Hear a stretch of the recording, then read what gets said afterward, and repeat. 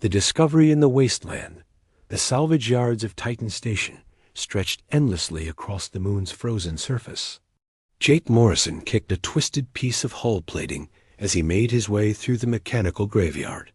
20 years of working. These fields had taught him to spot valuable tech from kilometers away. But today, something different caught his eye. The crash site was hidden behind a mountain of derelict cargo haulers. The ship was unlike anything Jake had seen before. Its hull shimmered with an otherworldly metal that seemed to bend light around its edges. Steam rose from cracks in the strange material, suggesting the crash was recent. Jake approached carefully. The airlock hung open, twisted and broken. Inside, emergency lighting cast eerie shadows across surfaces covered in symbols that hurt his eyes to look at directly. The ship's interior was designed for something much larger than humans. That's when he heard it. A weak, rhythmic tapping coming from deeper inside the vessel. Jake followed the sound through corridors that curved in impossible ways. The tapping grew stronger, more desperate. In what appeared to be the ship's medical bay, he found the source. The alien was massive, easily 3 meters tall, with 4 arms ending in delicate, crystal-like fingers. Its skin had a translucent quality, revealing veins that pulsed with pale blue light. But something was terribly wrong. The creature's lower body was completely motionless, and its breathing was labored. When it saw Jake, the alien's large silver eyes widened with surprise. It spoke in a voice like wind chimes, producing sounds no human throat could make. But somehow, Jake understood the desperation in those tones. The creature was dying. Jake had always been good with his hands. Growing up on Titan Station meant learning to fix anything that broke, because replacement parts took months to arrive from Earth.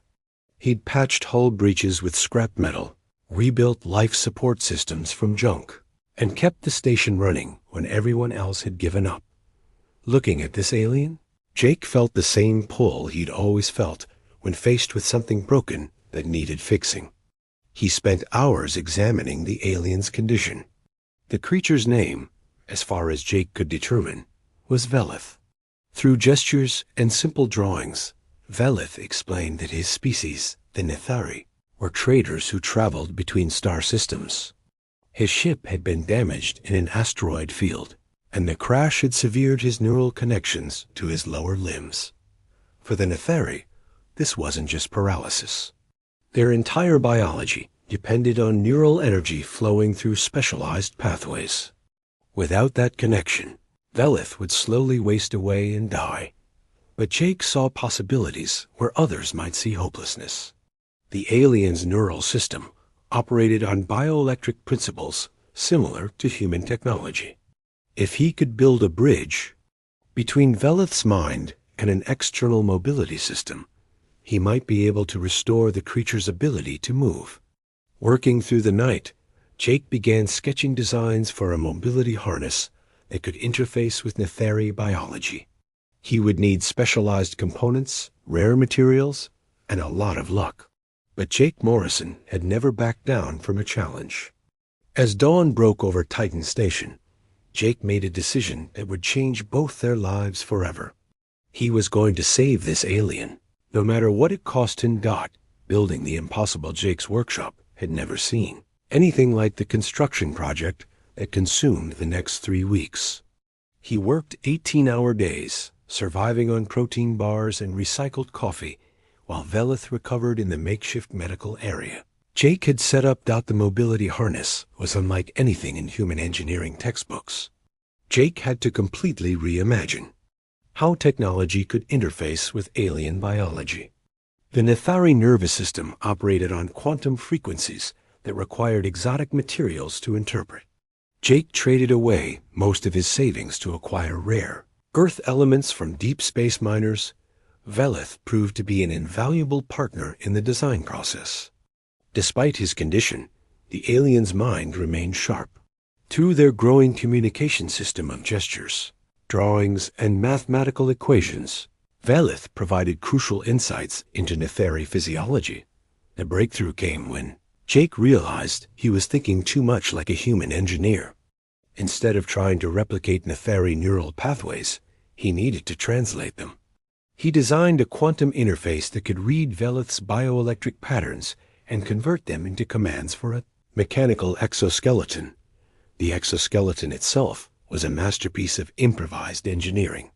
Jake used gravitational stabilizers from scrapped mining equipment, micro-thrusters from demolition drones, and a power core he'd been saving for his retirement project. The legs were articulated with servo motors that could respond faster than human reflexes. Testing the neural interface was terrifying. Jake had no idea if connecting alien biology to human technology would cause permanent damage, but Velith insisted they proceed. The alternative was certain death, and the alien refused to give up. When they finally activated the system, the results exceeded Jake's wildest hopes. Velith's consciousness merged seamlessly with the mechanical legs. He could feel pressure, temperature, and texture through the artificial limbs as if they were part of his original body. For the first time in weeks, Velith stood upright. The alien's joy was visible in the brightening of his skin's bioluminescent patterns. He took tentative steps around Jake's workshop, then began moving with increasing confidence, but their celebration was short-lived. Jake's unauthorized salvage operations had attracted attention. Titan Station's security forces had been asking questions about his recent material acquisitions. Worse, long-range sensors had detected the Neferi ship's unique energy signature. Jake knew they were running out of time. If the Terran Colonial Authority discovered Velith, the alien would become a research subject at best. At worst, he'd be treated as a potential threat and imprisoned or killed. That night, as Velith practiced, moving with his new legs, Jake made another life-changing decision. He was going to help his friend escape, regardless of the consequences. But they weren't the only ones watching Velith learn to walk again. Hidden sensors had been recording everything, and powerful forces were already moving to intercept them. The hunt begins. Captain Rex Hawthorne had spent 15 years hunting down unauthorized alien contacts for the Terran Defense Corps. In his experience, humans who helped aliens were either naive fools or dangerous collaborators. He intended to find out which category Jake Morrison belonged to. The TDC Battle Cruiser Enforcer dropped out of hyperspace at the edge of Titan's orbit.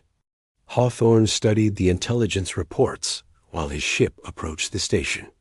Morrison was a known salvage operator with a reputation for finding valuable technology in the most unlikely places.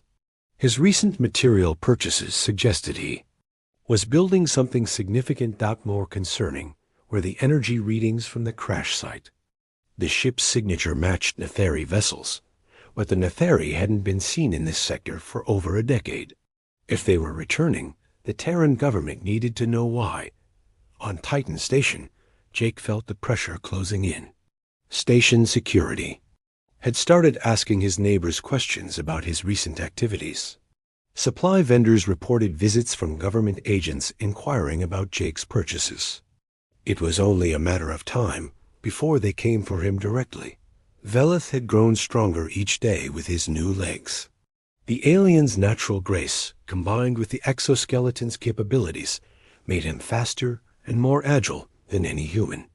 But mobility wouldn't be enough to escape a military blockade. Jake began working on a second project, upgrading Velith's damaged ship. The vessel's hull was beyond repair, but its quantum drive remained functional. Jake designed a new ship around the Neferi technology, creating a hybrid craft that combined human engineering with alien capabilities. The work required resources Jake didn't have. He reached out to old contacts in the salvage community, calling in favors accumulated over 2 decades. Most were willing to help without asking too many questions. They understood that sometimes you had to break a few rules to do what was right. But Jake's activities hadn't gone unnoticed within the salvage community either. Marcus Webb had been Jake's partner years ago, before a disagreement over a lucrative find ended their friendship badly. Webb had always resented Jake's success and saw an opportunity for revenge. Webb contacted Titan Station Security and offered to provide information about Jake's recent activities in exchange for a finder's fee.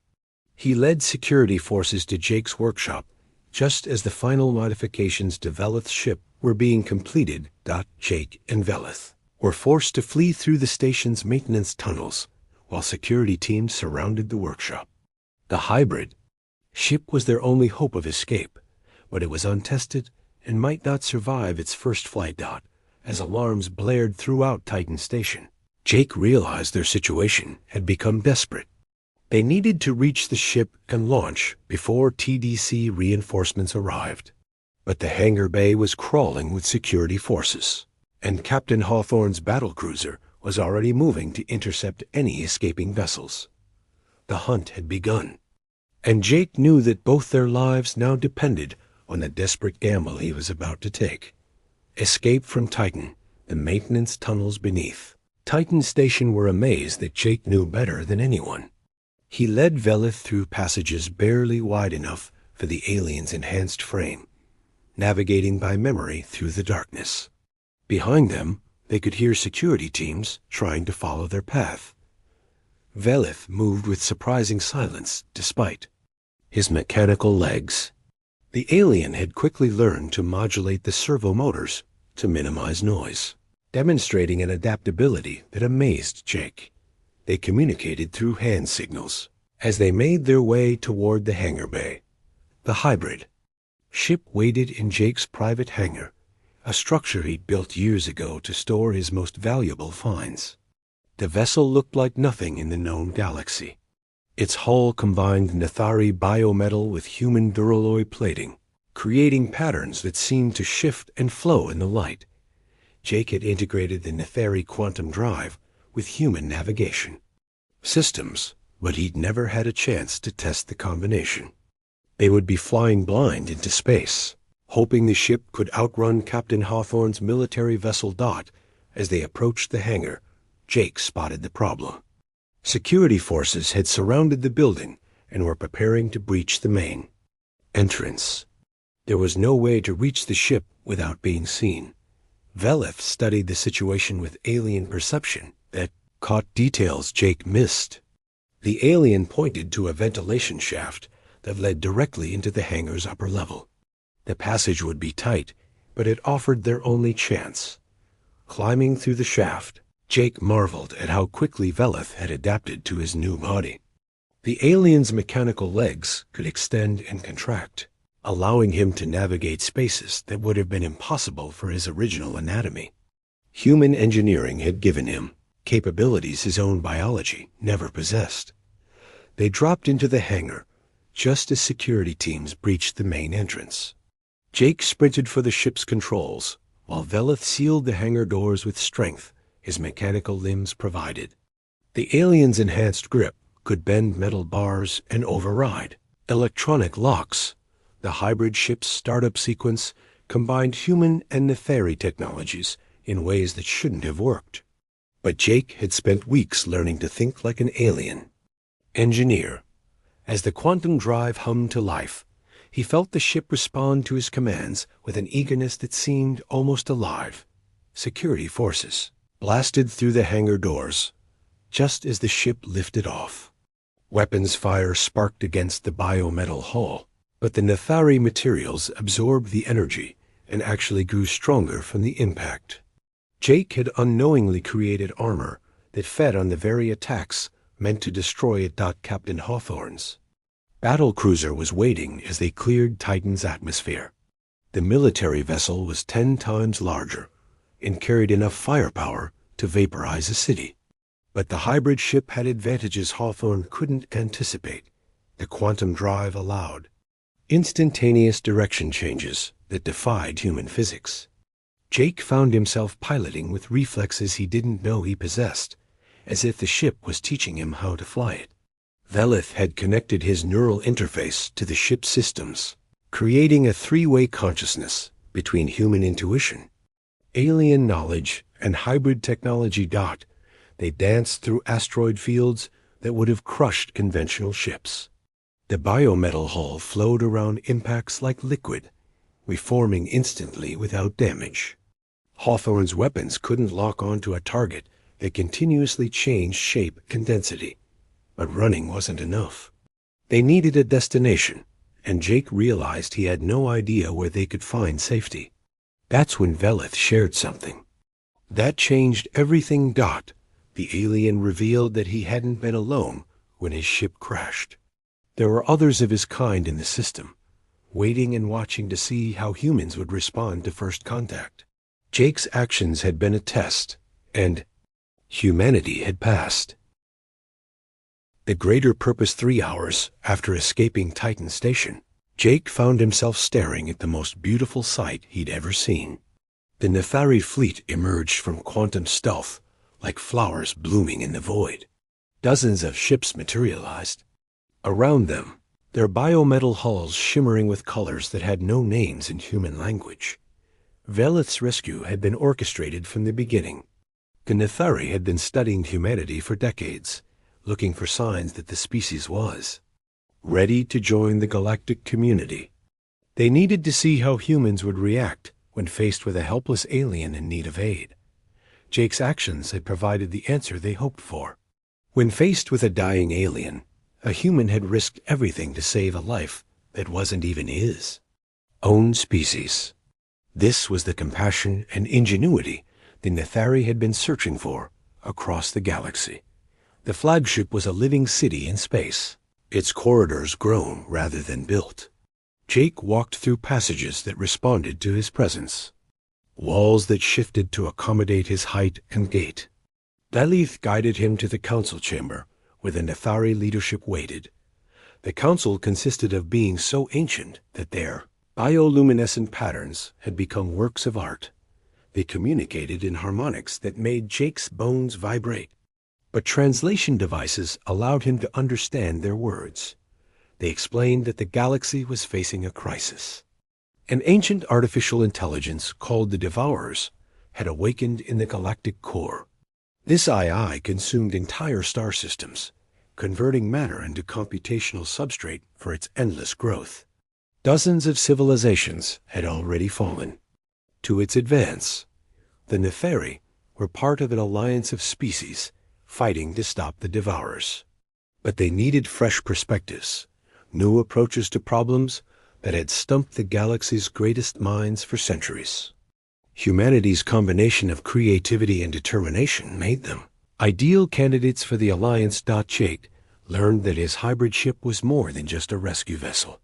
The combination of human and Nefari technology had created capabilities neither species could achieve alone.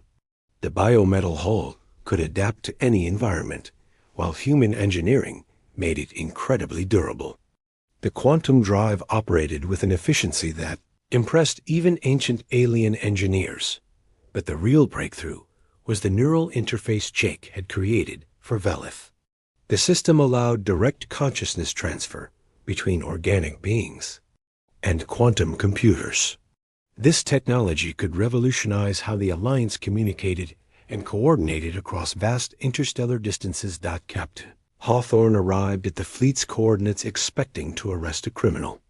Instead, he found himself appointed as humanity's first military liaison to the Galactic Alliance. The Terran Defense Corps would need to prepare for a war unlike anything in human history. Jake was offered a position as Chief Integration Engineer, tasked with combining human technology with alien systems. His natural talent for seeing possibilities where others saw problems made him invaluable to the Alliance's research efforts. Velith chose to remain on Earth as the first Nefari ambassador.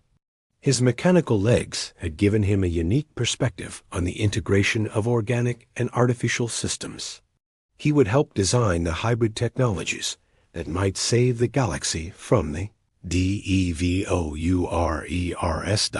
As Jake stood on the flagship's observation deck, watching Earth rise in the view screen, he reflected on how much had changed. 3 weeks ago, he'd been a simple salvage operator. Now he was part of something vast and important, a defender of life itself. The war against the Devourers would test humanity's limits. But Jake had learned something important. When humans were given the chance to help, they found ways to do the impossible. The galaxy was about to discover what humanity could accomplish. When the stakes were high enough, the real adventure was just beginning.